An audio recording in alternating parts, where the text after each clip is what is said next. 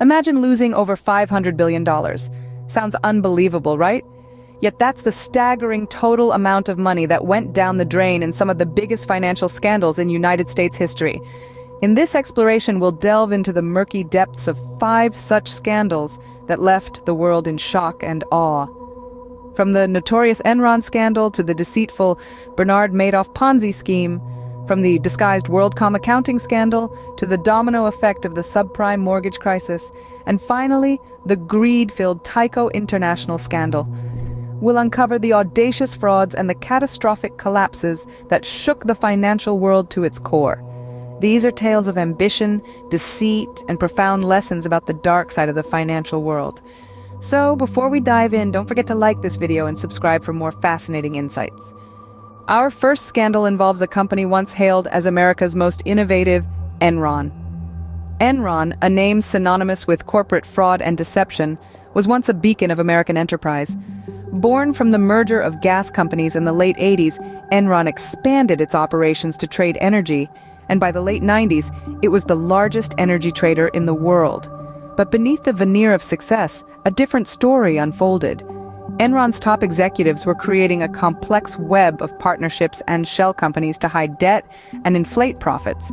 They were essentially playing a high-stakes game of poker with the company's balance sheet, and the stakes were in the billions. As the new millennium dawned, cracks began to appear in Enron's facade. In August 2001, CEO Jeff Skilling abruptly resigned, and by October, Enron reported a third-quarter loss of $618 million. The company's stock, which had peaked at $90 a share, plummeted. The fallout was swift and brutal. Thousands of employees lost their jobs and life savings as Enron's stock became worthless. Shareholders lost billions. The wider economy felt the shockwaves as faith in corporate governance was shattered. Investigations revealed the extent of Enron's deception. Executives were convicted of fraud, insider trading, and other charges. The company's accounting firm, Arthur Andersen, was found guilty of obstructing justice for shredding documents related to the Enron audit. This scandal tarnished the reputation of corporate America and led to new regulations to protect investors. Enron's downfall was a harsh lesson in corporate greed and dishonesty. The scandal exposed a culture of deception at the heart of one of America's most successful companies. It was a stark reminder of the damage that can be inflicted when those in power choose personal gain over corporate integrity.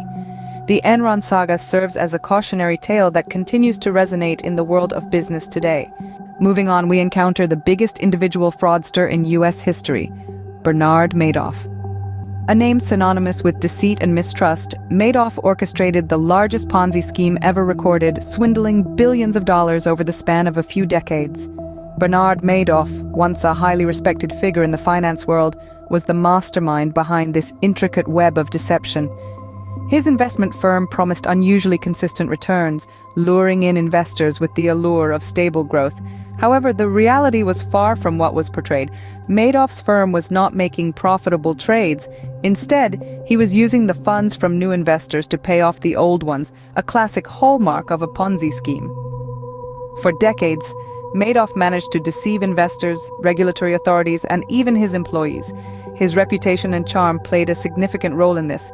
He was a former chairman of the Nasdaq Stock Exchange, which helped him gain the trust of the investors. Moreover, he maintained an aura of exclusivity around his firm, further enticing people to invest in his too-good-to-be-true venture. The magnitude of Madoff's deception came to light in December of 2008, when he confessed his fraudulent activities to his sons, who turned him into the authorities.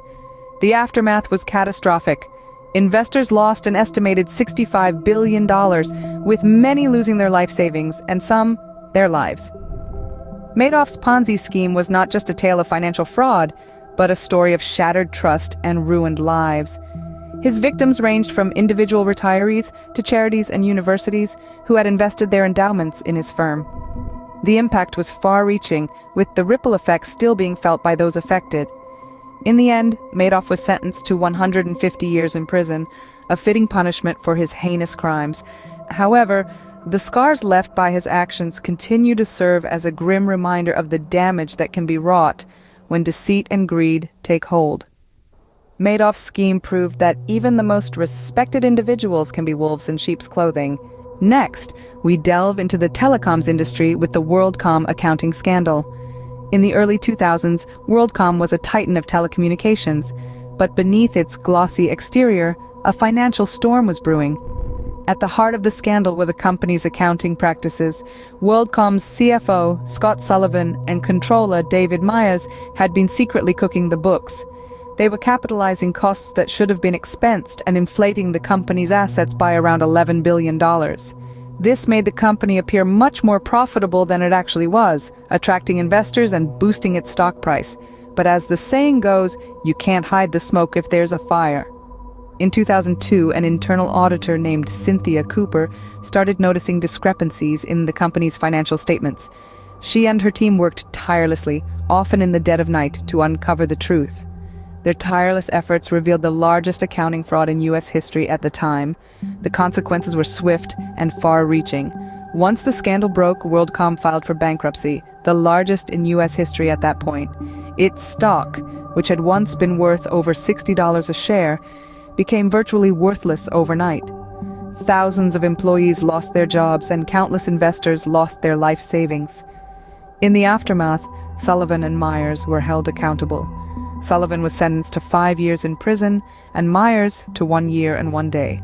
WorldCom's CEO, Bernard Ebbers, who claimed he had been unaware of the fraud, was also implicated. He was sentenced to 25 years in prison for his role in the scandal. WorldCom's downfall showed us that even the largest companies can fall if they play fast and loose with their accounting. It served as a stark reminder of the importance of transparency and integrity in business, and that those who attempt to deceive will eventually face the consequences. Now we come to a scandal that rocked the entire world, the subprime mortgage crisis. Let's take a step back to the early 2000s, a period of booming housing market in the United States. Banks and lenders saw a golden opportunity and started pushing home loans to individuals with poor credit scores. These were the infamous subprime mortgages. The idea was simple: lend money to those who typically wouldn't qualify for a traditional mortgage, charge them higher interest rates due to the increased risk, and watch the profits roll in. But there was a catch. These mortgages were often adjustable rate, meaning the initially low interest rates could skyrocket after a few years. Many borrowers were banking on their home's value continuing to increase, allowing them to refinance their loans before the higher rates kicked in. Unfortunately, that's not how things played out. Around the mid-2000s, housing prices began to stagnate, then decline. Suddenly, these subprime borrowers found themselves stuck with rapidly increasing mortgage payments they couldn't afford, while their homes' values plummeted. Defaults and foreclosures skyrocketed, leading to a domino effect that shook the very foundations of the financial world. Banks and lenders, who had bundled these risky loans into mortgage-backed securities and sold them to investors around the globe, found themselves in hot water. As the defaults increased, the value of these securities plunged. Financial institutions worldwide, who had heavily invested in these securities, suffered enormous losses. This led to the collapse of several major financial institutions, triggering a full-blown global financial crisis.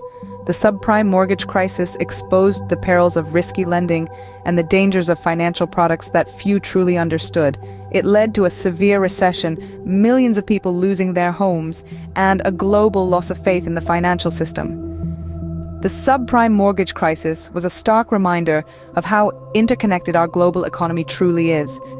It showed us that reckless behavior in one corner of the financial world can send shockwaves that ripple through economies far and wide, affecting everyone from Wall Street bankers to everyday homeowners.